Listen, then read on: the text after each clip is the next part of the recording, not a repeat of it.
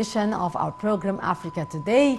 In today's edition, we are going to start with a highlight at the meeting between Foreign Minister Sameh Shoukry and his Latvian Foreign Minister, his counterpart, that held a joint press conference following their talks. During their talks, the two foreign ministers tackled bilateral cooperation, especially in the trade and tourism fields, and they discussed regional issues of common concern, especially the Ukrainian crisis. They also discussed boosting the bilateral relations and discussed the repercussion of Ukraine crisis on the food and security in both countries, as well as its repercussion on the whole world. And they are actually discussing the participation of Latvia in the upcoming COP27 conference, which will be taking place in the Red Sea resort of Sharm el-Sheikh. They also tackled many regional issues of common concern, like the Grand Ethiopian Renaissance Dam and its repercussion on Egypt's water share, as well as the latest development in the Horn of Africa, as well as the Syrian and Libyan crises. That was the most important highlights of the topics discussed by both Foreign Minister Sameh Shoukry and his Latvian counterpart. At the beginning of our program, we will be taking a look at this report where Cairo said it is keen to ensure geopolitical developments do not interfere with the COP27. This came during the meetings with members of the Group of 77 and China, in addition to heads of geographical and political groups during the 56th session of the UN Climate Change subsidiary bodies taking place between the 6th and 16th of June at the World Convention Center in Bonn, Germany. President-designate of the 27th session of the UN Climate Change Conference COP27, Sameh Shoukry, said on Wednesday that Egypt, in its upcoming presidency of the COP27, is keen to distance the climate negotiations from the latest geopolitical developments in order to enhance confidence between all parties and ensure a smooth negotiation process. Shoukry's remarks came during two meetings with members of the Group of 77 and China, in addition to heads of geographical and political groups during the 56th session of the UN Climate Change subsidiary bodies, taking place between the 6th and the 16th of June at the World Convention Center in Bonn, Germany. Foreign Ministry spokesperson Ahmad Hafiz said in a statement that Shoukry praised the role played by Group of 77 and China, of which Egypt is a member, in supporting the interests and concerns of developing countries in climate change negotiations and supporting Egypt's efforts in COP27. The statement said in the meeting with heads of the different geographic and political groups participating in the climate change negotiations, Shoukry was keen to listen to their visions, priorities, and concerns on various topics related to international climate action. The meetings tackled the Egyptian presidency's priorities for COP27, primarily the implementation of climate pledges and getting balanced recommendations that address various priority issues, especially emission reduction, adaptation to climate change, addressing losses and damages, and provision of climate finance. Earlier on Wednesday, Shoukry met with the African Group of Negotiators on Climate Change, where he stated that Egypt is keen to prioritize African concerns on climate change at COP27. Shoukry said that Africa is the continent most affected by the negative repercussions of climate change, despite contributing the least to emissions, and that African countries are facing difficulties in obtaining needed climate funding to deal with these repercussions. Shoukry emphasized that the Egyptian presidency prioritizes implementing climate pledges and turning them into reality at COP27. He also met with the Climate Action Network, CAN, which is the largest group of civil society organizations working on climate change. The CAN includes over 1,300 environmental non-governmental organizations in over 130 countries. To shed light on that, we are very much delighted to be joined over the phone by Ambassador Gamal Bayoumi, former Assistant Foreign Minister. Ambassador Bayoumi, good afternoon to you, sir. Good afternoon to you. Ambassador Bayoumi, the President-designate of the 27th session of the UN Climate Change Conference, COP27, Sameh Shoukry, said on Wednesday that Egypt is in its upcoming presidency of the COP27 is keen to distance the climate negotiations from the latest geographical and geopolitical development in order to enhance the confidence between all parties and to ensure a smooth negotiation process. How can the geopolitical developments impact the talks? Egypt is becoming highly expert in this domain and in many fields. Sharm el-Sheikh is becoming the city of international conferences. Yes. So we have the experience, we have an old diplomacy which can deal with any matter, and we are acceptable face wherever we are. And I see that in this coming conference, the task is not easy because, of course, Africa and the whole developing countries are suffering from the climate change, Yes. which is affected by the practices of the highly developed countries such as China or United States. And in order to behave well concerning what we need from the climate in the industry, it costs money, and nobody wants to pay money. So it's a challenge that we want to convince those countries that they are harming Yes. even their climate. And unfortunately, as they said, we have just one continent.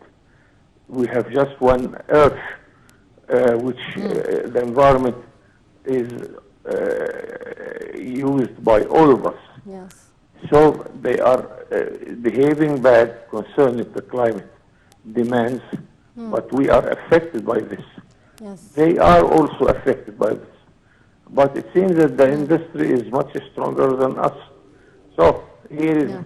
the formula, how we can deal with this matter, and we can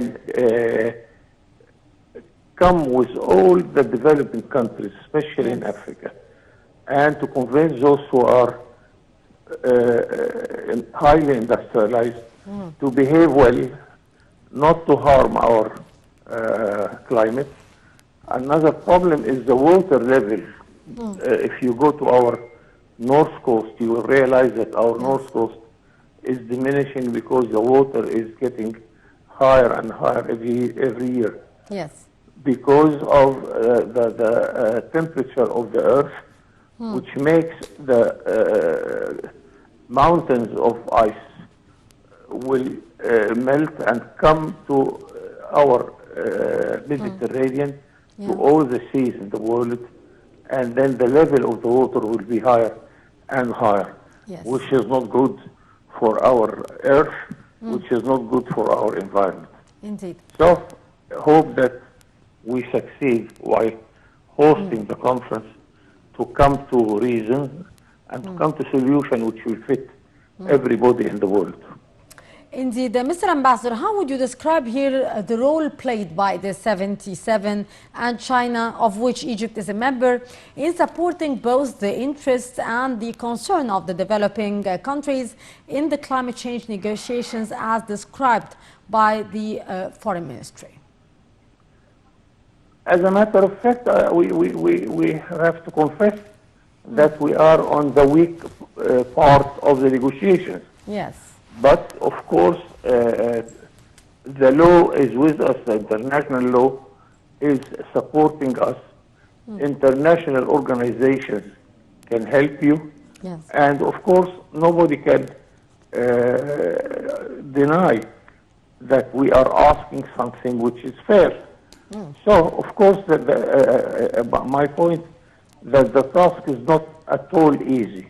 Yes. It's a difficult task, but the whole international community and the international law, by all means, is supporting our case.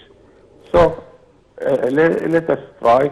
But I'm optimistic here because it seems that also the public opinion in those countries, the developed countries, Yes. is very strong concerning this matter, and they are supporting what we are asking for. And this is one strong point for our favor. Yes, indeed. Sir, also priority issues, especially the emission reduction, the adaptation to climate change, addressing the losses and the damages, and the provision of the climate finance are to receive focus during the conference. How can Africa and the developing countries implement policies that addresses these priorities despite their high costs? By keeping the dialogue, by bearing the cost a little bit.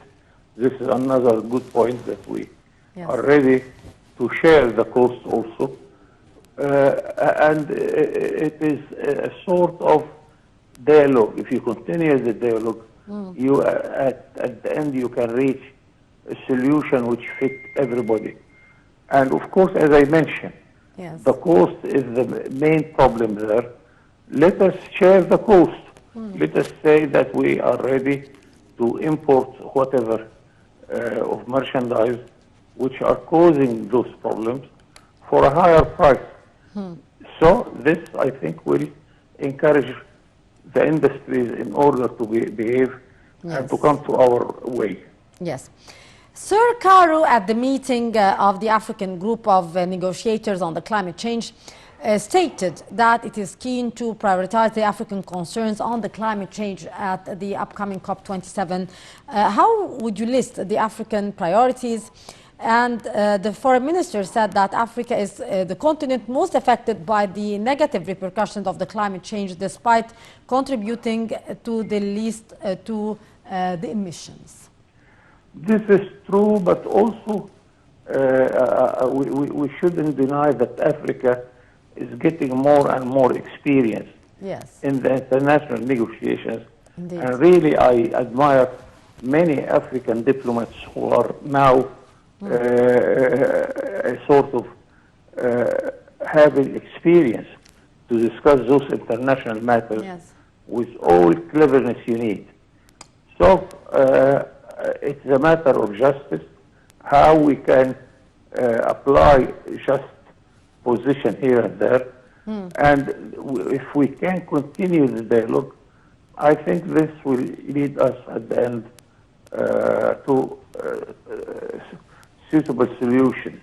But Africa shouldn't stop knocking the door and always ask for whatever we need in order to make our life and our environment much better. Yes, indeed. Sir Caro said narrowing the financing gap for green transition will be discussed at the Egypt International Conference Forum, which is slated to be held in September. How would you elaborate on the reason for the financial gap?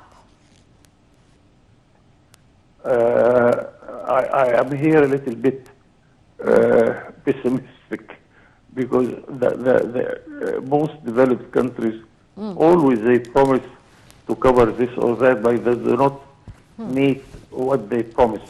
Yes. I remember since 1972 in Tokyo, the meeting between the International Bank and the International Monetary Fund, the developed countries promised to give 1% of their GDP in order to help developing the world. None of them did that except rare cases in North Europe. The Gulf states, or the Arab Gulf states, are covering this promise. But most of the highly rich countries did not meet their promises. So, but you have to still try, and if they cannot pay whatever they promise, let us get 90%, 50%, whatever we can, and we go ahead in order to finance. But the problem of finance really is another trouble in our way in order to settle this matter. Indeed. Sir, how would you list here the benefits of the green transition? Of? The green transition. Yes, this is the opposite, totally.